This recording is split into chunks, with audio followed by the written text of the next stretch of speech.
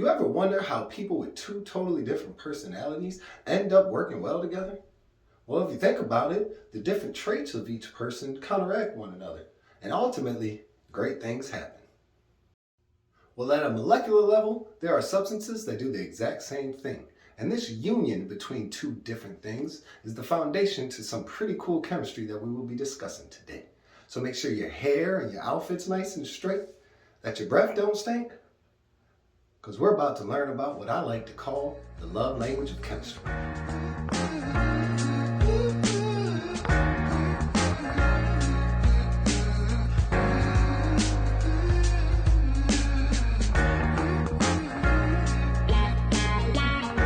This love language I'm talking about is the behavior and actions of substances that we call acids and bases. And just like peanut butter and jelly or mac and cheese, these are prime examples of how two opposites can come together and make something beautiful. Acids and bases are much more common than you might initially think, and we interact with common acids and bases, just like the ones listed in these tables, countless of times a day. Acids and bases are used for digestion, fertilizers, car batteries, carbonation, food preservatives, pain relief, cleaning agents, and the list goes on. I mean, these substances are so integrated in our lives, the essence of who we are, our DNA, is an acid. To understand and appreciate the manifestation of these very integrated substances in our lives, it is very important to know what they are made of, how we expect them to behave, and what will happen when these long-lost loves find each other, or in other words, when we mix the two of them together. What we know of these substances come from the workings of three different scientists who are responsible for two different working theories that explain exactly what these substances are. Svante Arrhenius, a Swedish chemist, provides us with the first working theory of acids and bases and states that an Arrhenius acid is a substance that contains hydrogen atoms that are released in an aqueous solution, while an Arrhenius base is a substance that contains hydroxide ion that is also released in an aqueous solution. So at the most basic level, acids have hydrogens and bases have hydroxides. But because of this simple difference between the makeup of these two substances, the characteristics of each differ drastically. If you have ever had a sip of any type of citrus drink, you will know that acids taste sour, but they are also corrosive. And when they dissociate in an aqueous solution, meaning the ions of the substance separate, that resulting solution will conduct electricity. So acids are also considered electrolytes. Acids can also react with certain metals, depending on how active that specific metal is. And being that acids release hydrogen atoms when dissolved in a solution, the concentration of hydrogen ions is high in acidic solutions, and the pH level will always be below 7. The pH of a solution is a measure of the concentration of hydrogen ions in that solution, and the pH scale, which ranges from 0 to 14, is used to classify a solution as either an acid or a base, with all acids having a pH less than 7, all bases having a pH greater than 7, and any substance or solution having a pH of exactly 7 is considered neutral. With the value of a substance's pH being based on the logarithmic amount of hydrogen that is in the solution, the pH of a solution will decrease by exactly 1 for every 10-fold increase in the concentration of hydrogen that is in the solution, which ultimately means the higher the amount of acid in the solution, the closer the pH will be to a value of 0. The pH of a solution can be determined by using a carefully calibrated instrument called a pH meter by measuring it, or by adding a substance to the solution known as a pH indicator, which will change the color of that solution when the pH is in a specific range, thus indicating the pH of that solution. This table provides examples of various pH indicators, their selected pH ranges for when the colors will change, and exactly what colors the solution will change to when in those ranges. On the total flip side of acids are those bases, which Arrhenius defined as substances that are completely absent of those hydrogen atoms and instead contain OH- ions, which are known as hydroxides. Bases taste bitter. They feel slippery like soap. They are caustic, meaning they can dissolve skin. Wow. They have a pH greater than 7 due to the absence of hydrogen ions. They have a high concentration of hydroxide ions. And similarly to acids, they are electrolytes because when they dissociate in the aqueous solution, they can conduct electricity. Okay, so if acids and bases are the partners of this love relationship, then the third wheel must be considered all of the salts of the world. Simply put, a salt is an ionic compound that has positive ions that are not hydrogen plus and negative ions that are not hydroxide. The classic example of a salt is table salt, NaCl, sodium chloride, and we can easily determine by the chemical formula that the positive ion is not hydrogen, it is sodium, Na, and the negative ion is not hydroxide, it is chlorine, Cl. Being that salts are ionic compounds and dissociate in an aqueous solution, just like acids and bases, they too are considered electrolytes and will conduct electricity when dissolved in a liquid.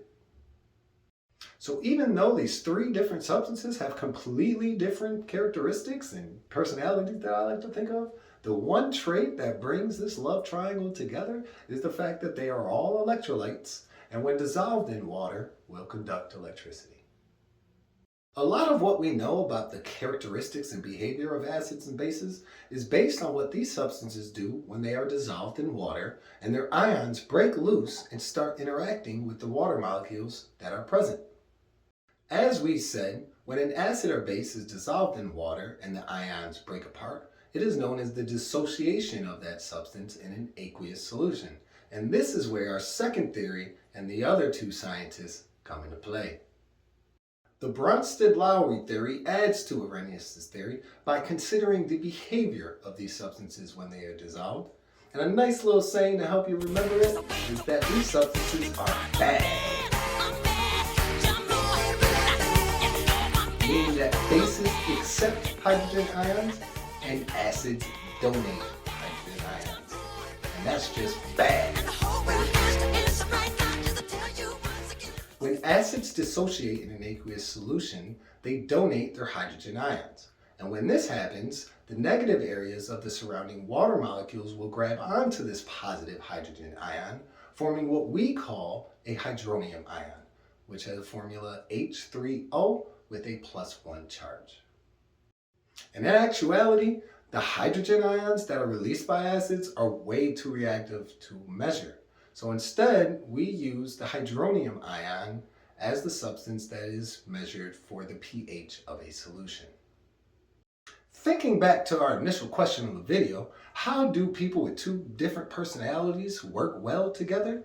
One might be able to look at this relationship between acids and bases and see what happens when they come together as an answer to this question.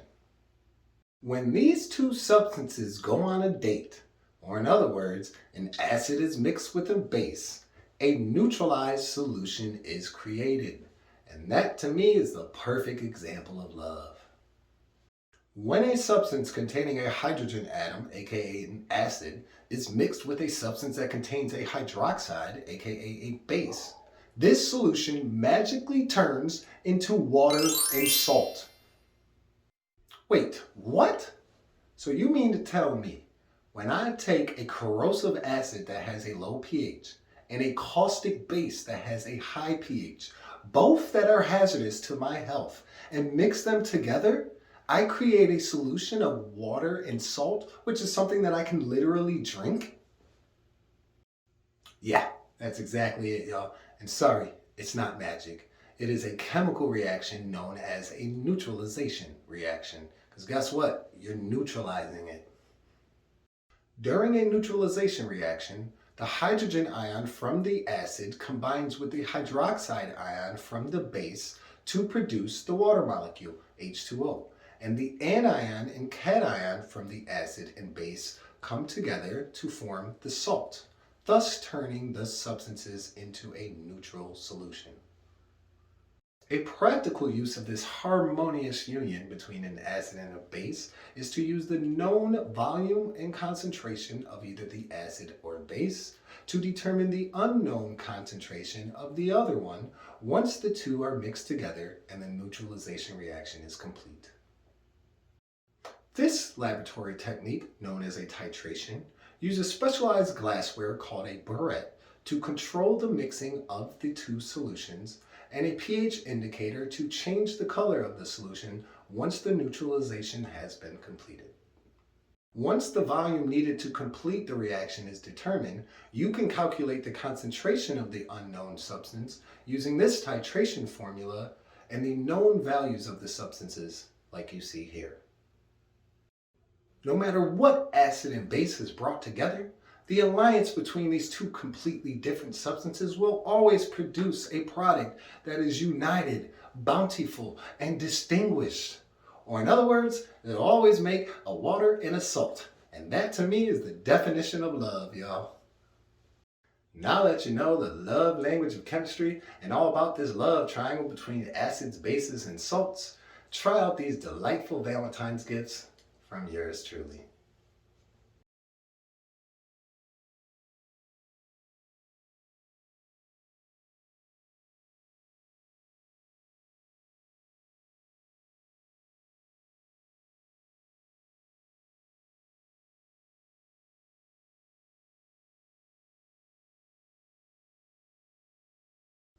Alright y'all, well that's it.